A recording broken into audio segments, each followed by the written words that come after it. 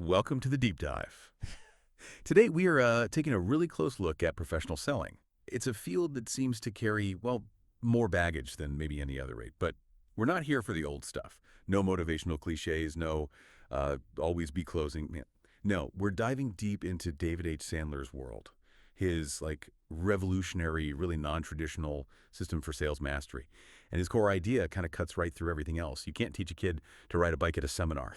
You can go get pumped up for a weekend, maybe memorize a bunch of slick lines, but the moment you actually try it, you fall. So true success, like lasting success in sales. Our sources really stresses it needs a real system, disciplined action, constant reinforcement, not just, quick motivational shot in the arm. Yeah, exactly. And that's really our mission for you, the listener, today. We want to cut through, decades of frankly outdated, often kind of painful sales thinking. We're pulling out the core, often counterintuitive ideas from Sandler, stuff that lets a salesperson actually win and win big without, sacrificing their dignity or self-respect, which, let's be honest, traditional methods almost seem to demand that you give those up. We're looking at something that's like 180 degrees different from the usual playbook. Okay, so let's unpack Sandler's big critique, like how most salespeople operate. Yeah, He basically says traditional selling is mostly just clerking. right. You're just giving presentation after presentation. Running the dog and pony show. Exactly. Yeah. Hoping someone eventually maybe buys. It sounds exhausting. It is exhausting, and it's low yield, and maybe worst of all, you're constantly put in this subservient position. It just eats away at your self-esteem. And it's kind of a self-inflicted thing, because if you don't have your own system, a really solid one, you just fall into the biggest trap out there, the selling dance. You end up playing by the prospect's rules. Yeah. And you're saying the prospect system, Mm-hmm. it never leads to a sale for the salesperson. Never. It's designed not to. If you default to their system, you've already lost control, and the outcome is pretty much predetermined against you. Okay, this is where it gets really, really interesting for anyone listening. Our sources lay out 4 specific steps in the prospect system. Steps designed purely to, well, make the salesperson lose. So what are these 4 steps? How do we lose the minute we walk in? Well, the first one is purely defensive, really. The prospect just lies. Straight up lies. Yeah. They know the game. They expect you to push. So their own internal rules kind of say, hey, lies to salespeople, they don't count. It's like a free pass morally for them. Wow. Okay. Like what kind of lies? Oh, I'm not interested, when really they just fear being pressured. Or the opposite, oh, yeah, I'm very interested, when they just want to get you off the phone quickly. Okay. Deceptive, but I guess I can kind of see why they do that. What's next? Step 2. And this is where it gets really costly for the salesperson. The prospect tries to turn you into an unpaid consultant. Ah, yes. Free advice. Exactly. They are, frankly, often masters at pulling free information, strategy, expertise out of you. They know your knowledge has value. So they get the consulting free? And then, poof, they disappear. Okay, so first we're lied to, then we give away free work. What's step 3? Step 3 is when they bring in the ambiguity, the time killers. They deliberately mislead you with what Sandler calls sucker moves. Sucker moves, like The absolute classic, I need to think this over, or, the corporate version, we're thinking about maybe putting together a task force to study the feasibility maybe next quarter. It just baits you into doing more free work later. right, keeping you on the hook. And the 4th step, the final nail, that's losing control. That's it. They impose their timeline, their criteria. They start demanding things, more free work, concessions, forcing you to chase them. So the whole process runs on their schedule, not yours. Completely. Oh. You're just reacting. Yeah. And, the psychological toll of going through that 4-step meat grinder again and again, Yeah. being lied to, giving free work, getting jerked around. Yeah, I can imagine. That's exactly what pushed Sandler towards the psychological core of his system. He realized traditional training only focuses on the role, how you perform externally. We are. The R. But it totally ignores the personal identity, the I. And if your sense of self, your I, is shaky, well, that constant failure in the R just destroys your motivation, your will. So the absolute core concept here is separating identity, the I, from role, the R. Okay. Your identity, who you are fundamentally, your intrinsic worth as a person that's always a 10, max value. Doesn't matter if you bomb a sales call, your I is a 10. Always a 10. Always. Think Right. of it like planting a seed that grows into a rose. Its value is always rose, a 10. Even while it's growing or maybe loses a petal, your role, the R, that's just your performance, your numbers, your achievements, that fluctuates. Okay, I get the concept, I think. But why is this distinction, which sounds, I don't know, a bit philosophical maybe, why is it so crucial for actually closing deals? Because, and this is key, people only perform in their role, their R, in a way that matches their internal identity rating, their I. Wait, say that again? If a salesperson deep down feels like they're an I5, maybe average, maybe not quite good enough, they just don't believe they deserve massive success. Right. So even if they somehow stumble into a huge R10 level deal, they will unconsciously find ways to mess it up later, to Oh, sabotage, dogs. Why would they do that? to get back to their comfort zone. That performance level has to eventually align with their internal self-image, that I5 feeling. Okay, let's dig into that sabotage idea because it feels weird. Mm-hmm. If I'm this I5 person and I land a massive R10 like $1 million deal, Right. how would I actually consciously or not wreck that? Oh, it happens subtly. Maybe you drop the ball in the follow-up, the installation details, Huh. creates a service issue. Yeah. Or maybe you kind of forget to send the invoice promptly, causing payment delays and friction. Okay. Or maybe you just start showing up a few minutes late for follow-up meetings. Small things that subtly insult the client damage the relationship. That I5 person, they don't feel comfortable operating in that R10 world for long, so they subconsciously drag the performance back down, maybe to an R4, R6 level, somewhere that feels psychologically right to them. Wow. Okay, that's a powerful insight. Hmm, So the real key isn't just learning a better closing technique. not at all. It's making sure that the rejection, which is inevitable in sales, right, doesn't chip away at your core identity, your I-10. Exactly. The truly successful people, the ones who seem like naturals, they instinctively get the difference between what you are and who you are. Hmm. The big challenge for everyone else is building an external system, a process, that protects that internal I-10 from the, let's face it, often brutal world of role performance. Okay, so if our identity is solid and I-10, how do we build that external shield?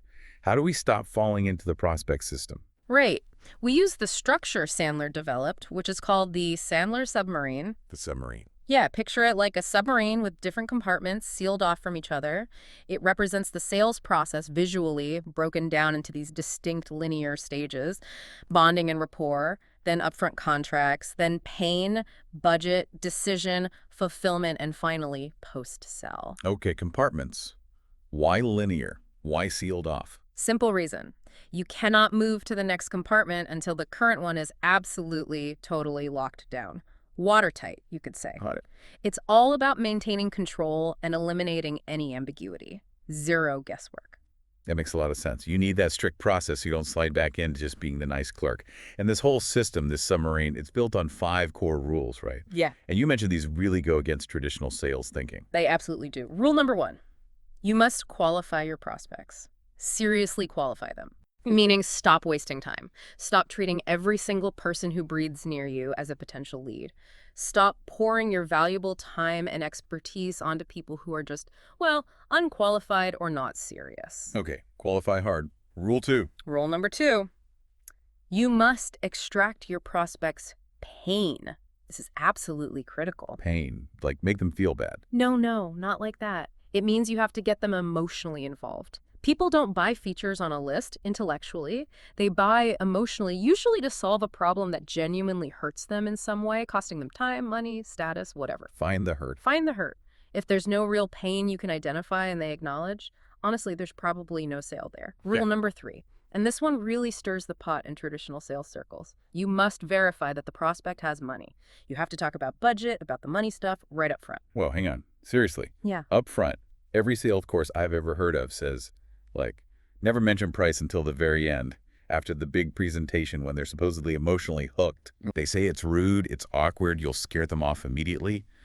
Why do we have to talk money first? Isn't that just going to kill deals? It's actually the ultimate time saver and, frankly, a self-esteem protector. Think about it. You spent hours crafting and delivering this amazing R10 level presentation, Yeah. only to find out at the very end that their budget is like R1 level, enough for maybe a tenth of what you offer. Ouch. Exactly. You've just wasted hours, maybe days. You've violated that I-10 contract you have with yourself by doing unpaid work for someone who couldn't buy anyway. You did unpaid consulting again. You got it. Verifying the budget range early ensures you're investing your precious time with someone who can actually become a client, not just someone collecting information.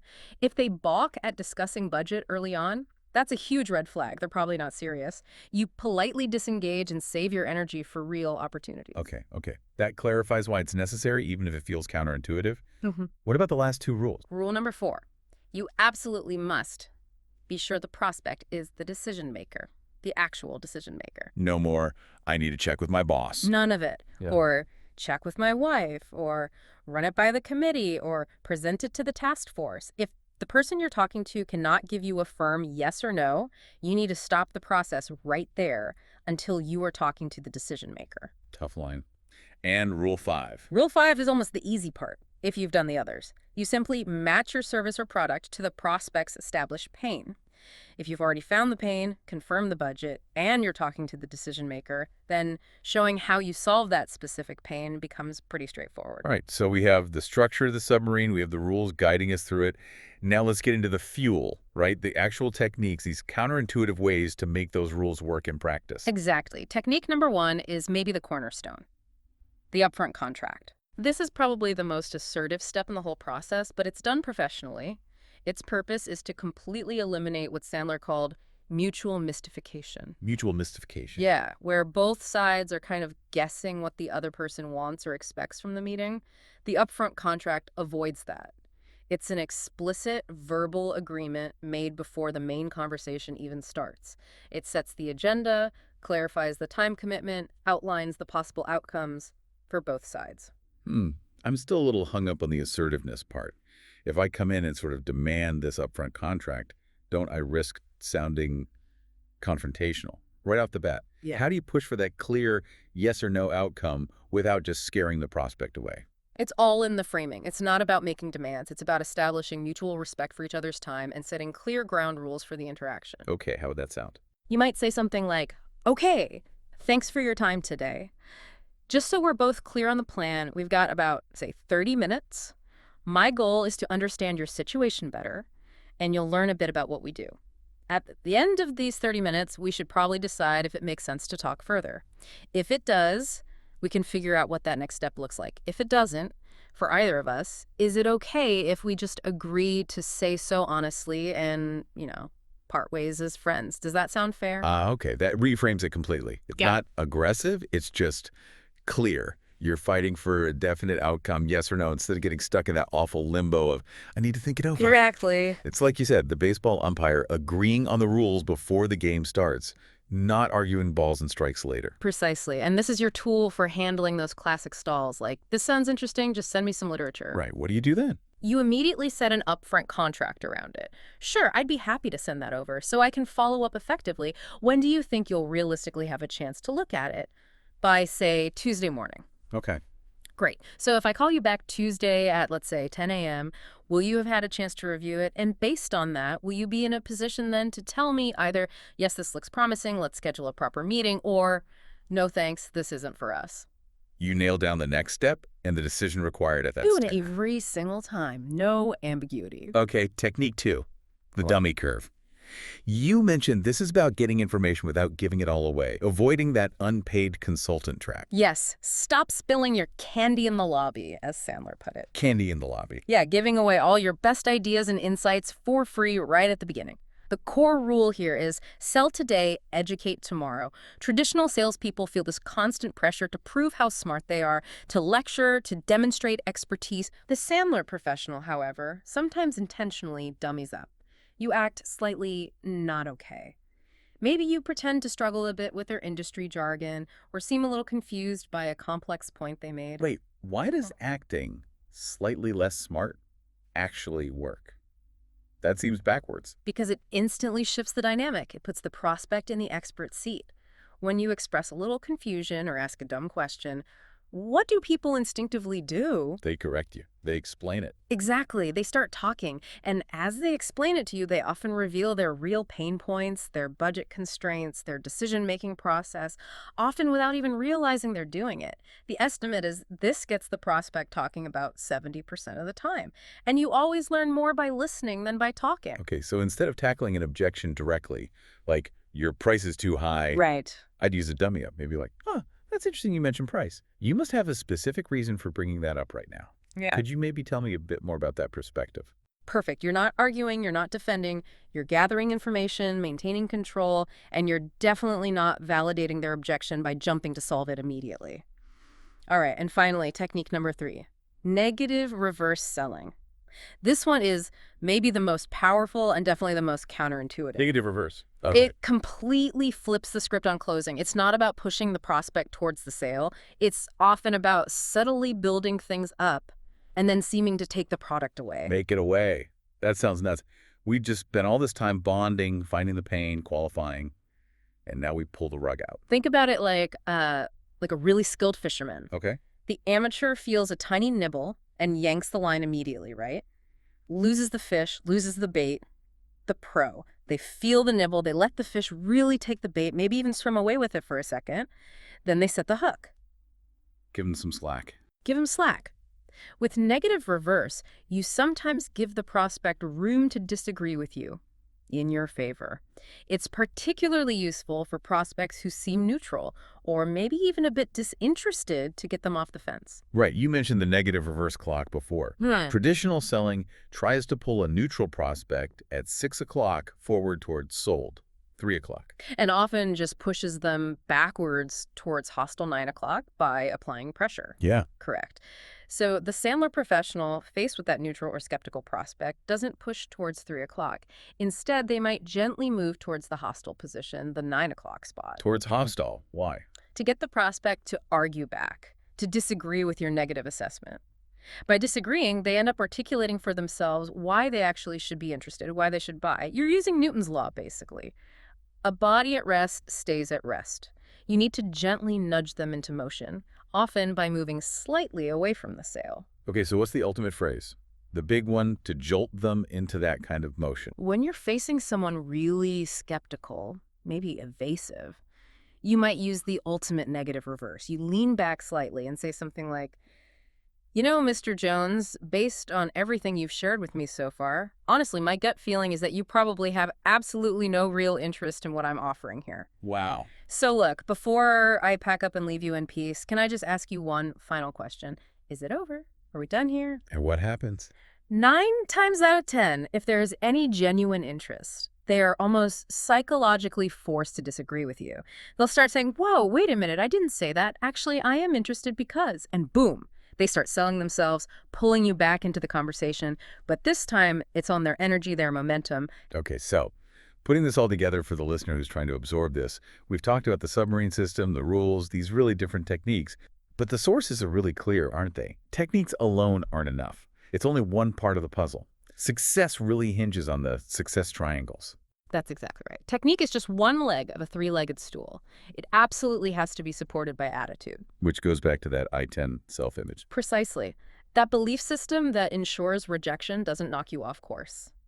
And the third leg is behavior, meaning the day-to-day stuff. Setting concrete goals, number of calls, number of contracts set, actually practicing the system, maybe through role-playing, maintaining the discipline to stick to the process, even when it feels uncomfortable at first. Yeah. If any one of those legs, attitude, behavior, or technique, is weak or missing, the whole stool just tips over.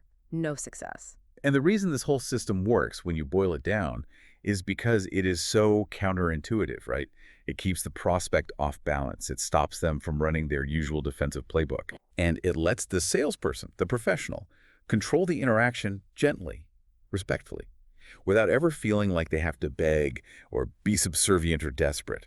Selling actually becomes like a dignified consultation where maybe both sides can win. And maybe here's a final thought, something provocative for you to mull over. The source material really hammers this point. Courage belongs to every salesperson who faces an inner fear. It suggests the biggest obstacle usually isn't the prospect or the market. It's internal. It's that fear of confrontation maybe, or just the fear of hearing a definite no. So if you can find the courage to really stick to this system, to insist on that upfront contract, to actually ask about the budget early, and crucially, to be okay with getting a clear no so you can move on, instead of lingering in that miserable maybe zone, then you've already won the most important battle. The most powerful upfront contract you'll ever make maybe isn't with any prospect. It's the one you make with yourself. Yeah. The contract that says no matter what happens, no rejection, no difficult prospect, no system they try to run on me, nothing is going to drive me out of this profession. That internal commitment, that seems to be the real foundation.